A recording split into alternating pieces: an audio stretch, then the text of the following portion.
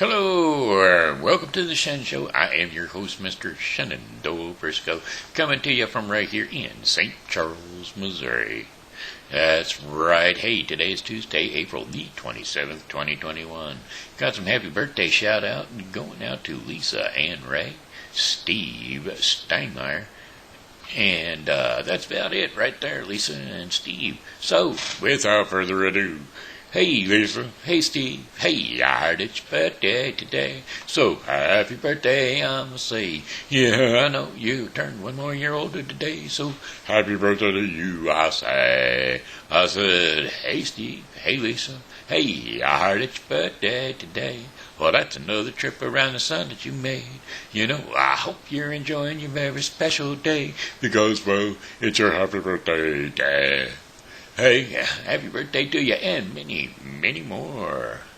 All right, looks like we're going to jump right on into the weather. It's going to be a short one tonight, folks. Sorry, but we're pressed for time. So we're going to jump straight on into the weather, and the weather forecast is going to be brought to you by Refreshing Word Fellowship, located at 2054 Campus Drive in St. Charles, Missouri. That's right across from the back parking lot of St. Andrew's Plaza.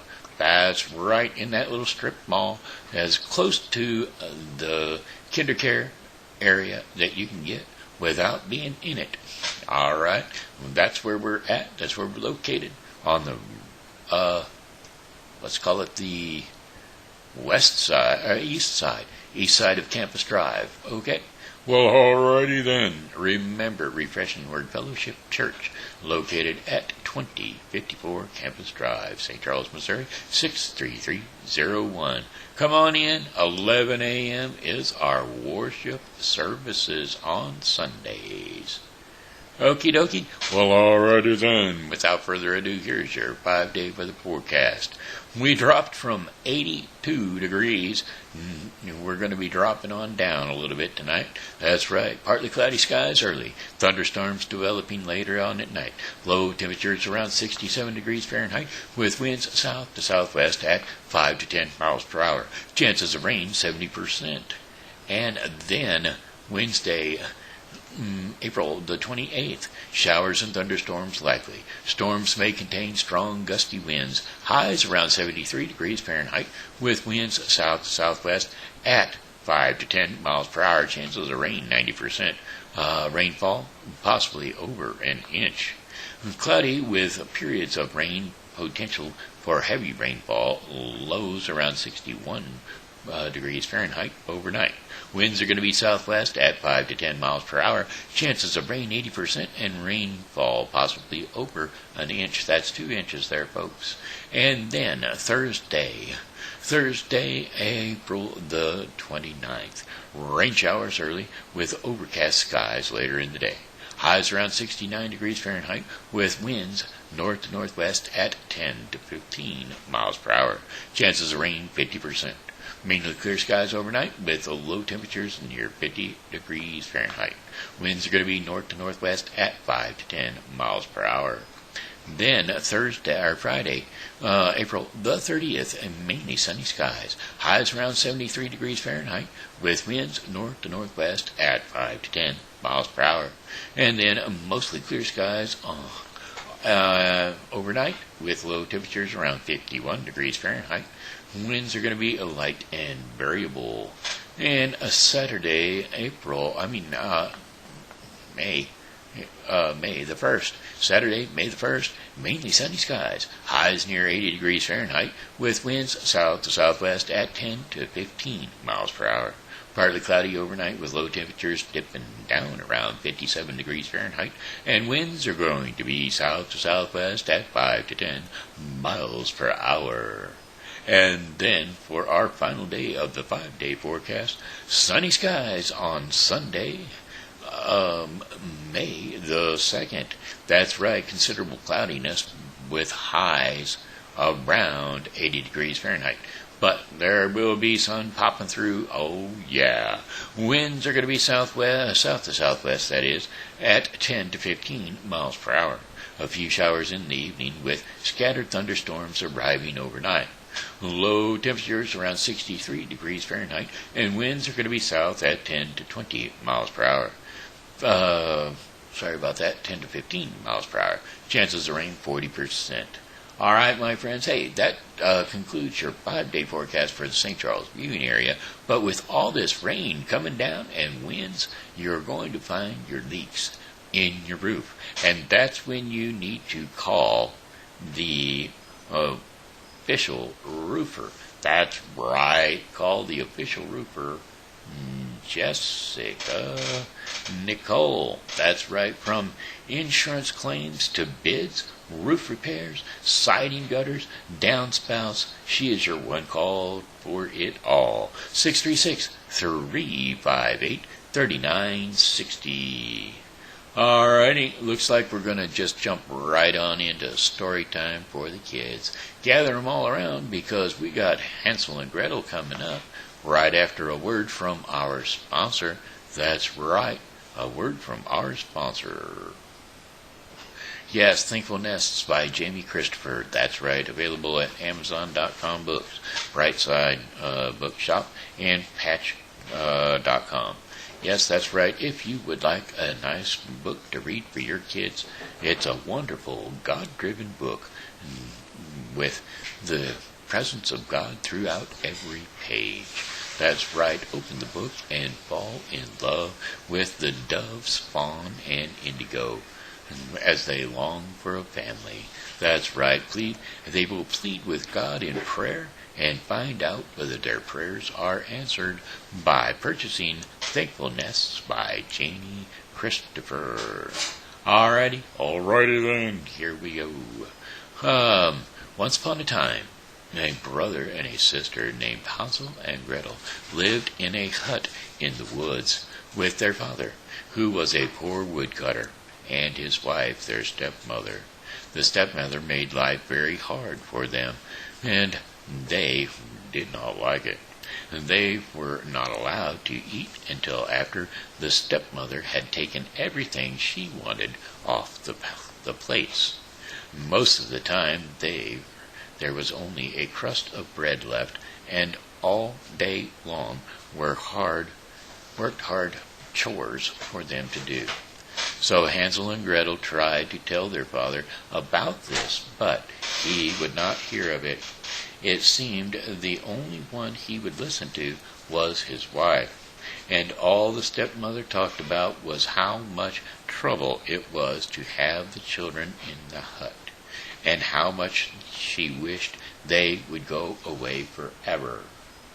Well, each day there was less and less food for the boy and the girl to eat, and yet the stepmother gave them more and more hard work to do.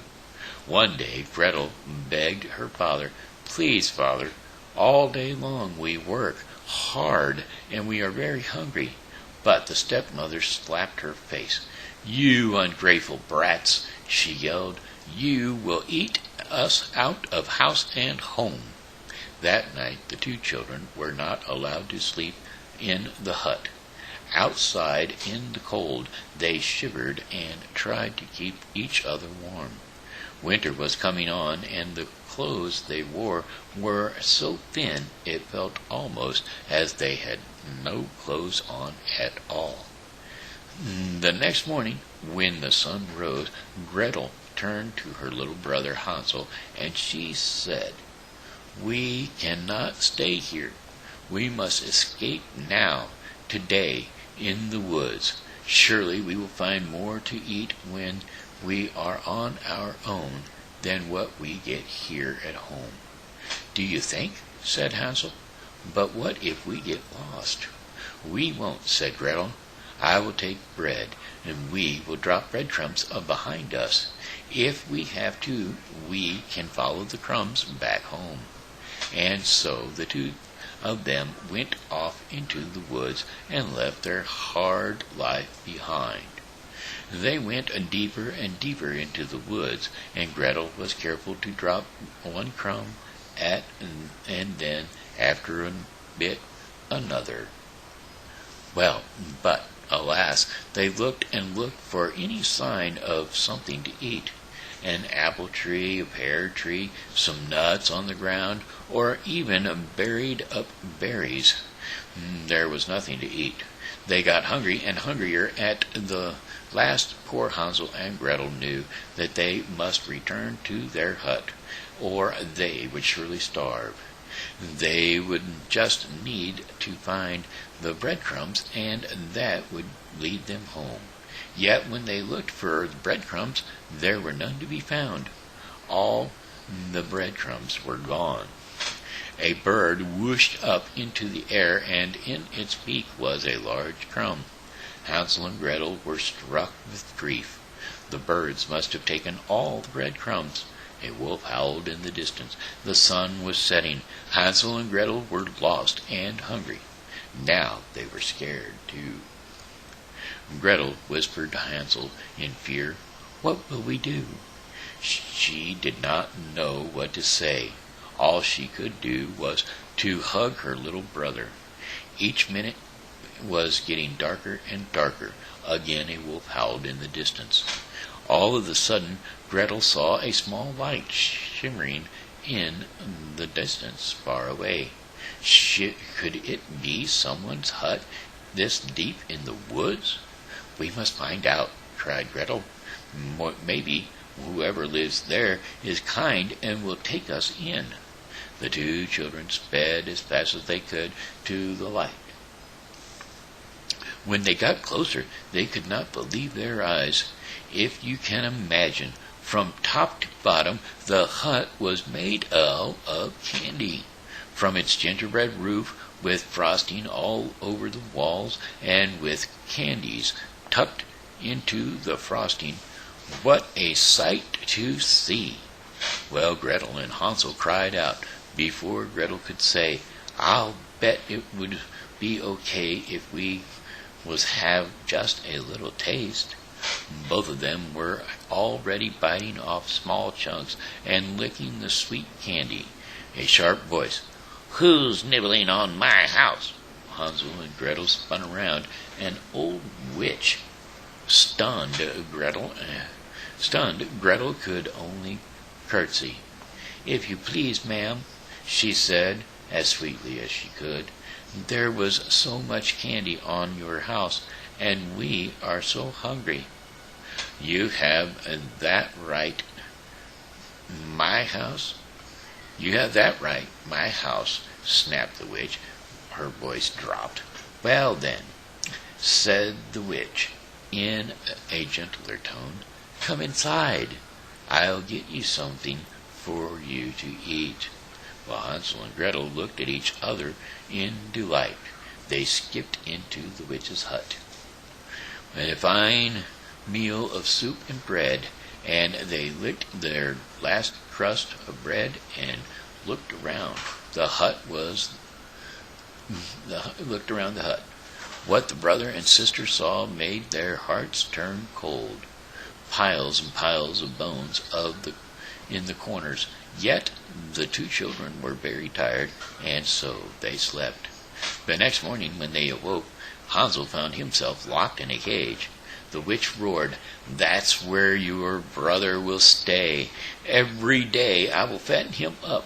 Soon he will make me a fine dinner." She laughed and laughed, rubbing her hands with glee. Till then, she said sharply to Gretel, "You will work for me." And so, indeed, Hansel was fed, and Gretel worked hard all day doing chores for the witch. Each morning the witch said to the boy, "Show me your finger. I will feel how plump you are getting." Well, for the old witch could not see very well, and Hansel held out his finger as he was told, and the witch smiled when she felt how plump he was getting. "Gretel," Hansel whispered in fear, "what are you to do? Soon I will be plump enough, and the witch will want to eat me." His sister wished that she had a plan, but could not think of anything. One night, when the witch was sleeping, Gretel had an idea. She picked up a bone from one of the piles on the floor and woke her brother. Hansel, she said, the next time the witch asks you to see your finger, hold out this bone to her instead. Well, the next morning he did just as just that. Said the witch, touching the bone and thinking it was the boy's finger. This is beginning to take longer than I thought. At least I have more time, Gretel thought, but still she could not think of any way they could get out of there. Each morning when the witch said, "Show me your finger," Hansel would hold out the thin bone. One day the witch yelled, "I will not wait another day. The boy will be my dinner tonight, no matter how skinny he is." Well, the witch ordered Gretel to start the fire in the oven at once. She must get it very hot. Well, Gretel worked as slowly as she could. Why was the witch looking at her with such a sly smile? "Be a dear," said the witch with a slow grin. "Go inside the oven, won't you, and tell me if it is hot enough?" Well, Gretel's heart skipped a beat. If she did that, the witch could push her inside, and she would eat them both. So she looked down. "I am not sure how to tell." "Nonsense," the witch said. "Nothing could be easier. Just go in." Said Gretel slowly. "Please show me first." "Stupid girl," snapped the witch. Mumbling and grumbling, she stepped into the oven. That moment the witch was inside. Gretel quickly slammed the door. "Gretel," Hansel cried out, "you saved us." The sister tried to think fast. "Where is the key to your cage?" She looked and looked. At last she found it, and at the bottom of a vase. She freed her brother from the cage right away. Then she went back to the vase. For what had she felt under the key? Why, the vase had precious jewels inside. With their pockets filled with the jewels, they ran outside as fast as they could. In the daylight, they soon found a small path and followed it. It led to a wide path, and that path led to a road. They waited by the roadside, hoping someone would ride by. When a horseman trotted up, Hansel and Gretel waved their hands. When the horseman stopped, the children offered one of the small jewels, and the horseman was happy to give them a ride home. When the brother and the sister opened the door to the house, their father was wild with joy to see them. He had worried and looked for them night and day since they had vanished. They learned their stepmother had died very soon after they left. For many years to come, Hansel and Gretel lived very happily with their father in the hut in the woods. The end.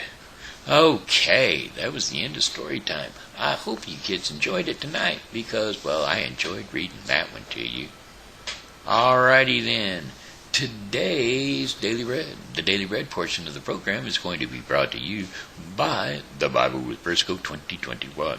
The Bible with Briscoe 2021 is a daily reading of the Bible to be completed within 1 year. Today's reading in The Bible with Briscoe 2021 will be 1 Kings 1 through 2 and Luke 19, 28 through 48. So, don't forget to tune into The Bible with Briscoe 2021. Alright, let's see. Learning from foolishness. That is the devotion for today, and today's scriptures to go along with the devotion will be Ecclesiastes 10, 1 through 14. Ecclesiastes 10, 1 through 14. As dead flies give perfume a bad smell, so a little folly outweighs wisdom and honor.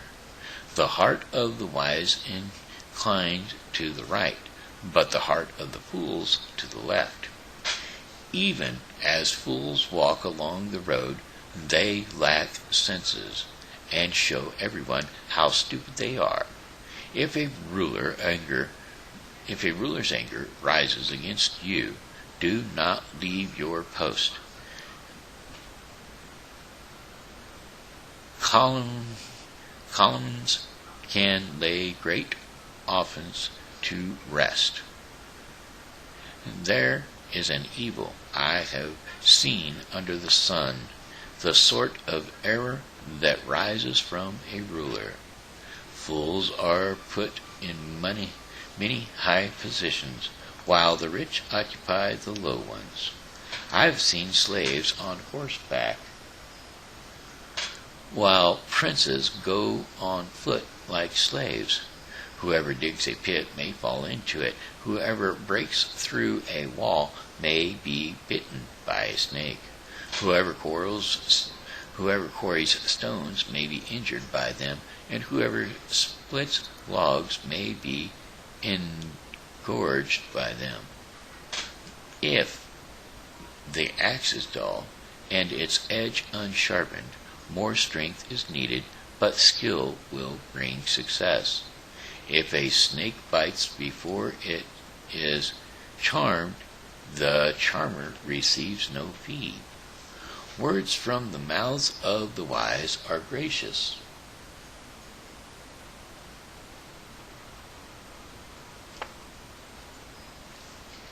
but fools are consumed by their own lips. At the beginning, their words are folly. At the end, they are wicked madness. And the fools multiply words, but no one knows what is coming. Who can tell someone else what will happen after them? Okay, hey, does that make sense to you? Learning from foolishness? Nope, you can't do it. That's why smart people are smart and dumb people are dumb. Alright, well, foolish people are foolish. Let's put it that way. Alright, hey, that was the end of the Shen Show. That's the end of the Daily Bread portion of the program, which was brought to you today by the Bible with Briscoe 2021. The Bible with Briscoe 2021 is a daily reading of the Bible to be completed within 1 year. Don't forget to tune into the Bible with Briscoe 2021. Alright, my friends, that's it. That's the end. That's the Shen Show in the can. Thank you for tuning into the Shen Show, and as always, you know, God loves you and so do I, so come back and see me tomorrow, because, well, hey, I'll be here, and I hope you are too. Well, goodbye, my friends, it's a time to go.